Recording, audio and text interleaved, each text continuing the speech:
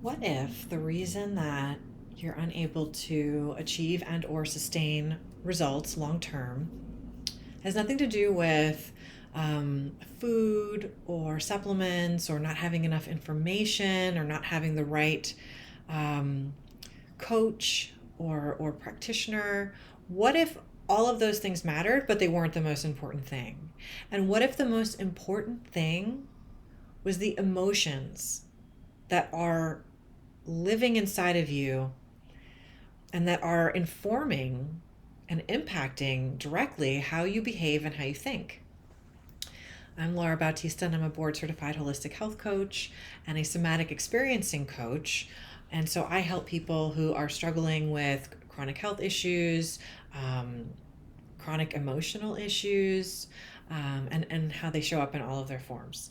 And we do this in a holistic way where we're really keeping our emotions kind of at the forefront. So things like anxiety, when that anxiety hits and it impacts every next move that you make, or fear, whether you have a conscious fear or a subconscious fear, or jealousy, or being reactive and lashing out, or sleep disturbances, or if you can, go into crying spells really easily. Yes, all of these things have a biological root cause most of the time. And if we're ignoring the emotional root causes, we're never going to get to the solution. We're never going to get to a long-term solution because your emotions are going to keep coming up. Most people have never been taught how to deal with them in a healthy way. And we can look at this specifically and particularly with grief, for example. Most people do not know how to grieve properly and spaciously, nor they know how to hold space for somebody else when somebody else is grieving. And so it can lead to things like helplessness. It can lead to things like despair. How well does one take care of themselves when they're experiencing these things? Self-care is usually the first thing to go. Other things that you might look out for or consider are things like the freeze state, the collapse, which is like checking out, or, what's the point? Or, words like that, where it's too much, it's too overwhelming, and the body is it's just done. It's just out for the count, right? This can also be in a spectrum. There's a spectrum of freeze. So another one that usually comes up a lot is procrastination and resistance. These are all nervous system related.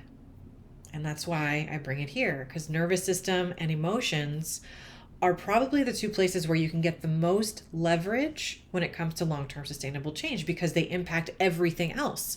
If the nervous system is dysregulated, if the emotions are dysregulated, how well is one going to show up for themselves? Probably not super well.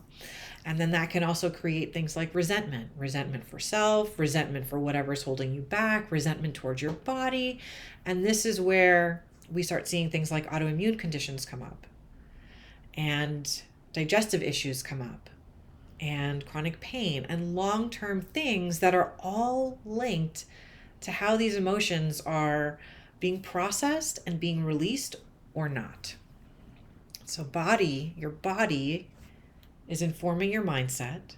Your nervous system is informing your mindset and your thoughts and your behavior. And emotion is the starting point.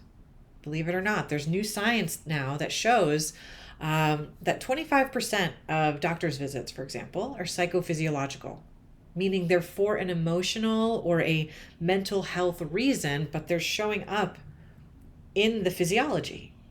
It's pretty fascinating. Emotions are the starting point, and the leverage, because the emotion starts in the body and the body informs the mindset, the leverage is in the body.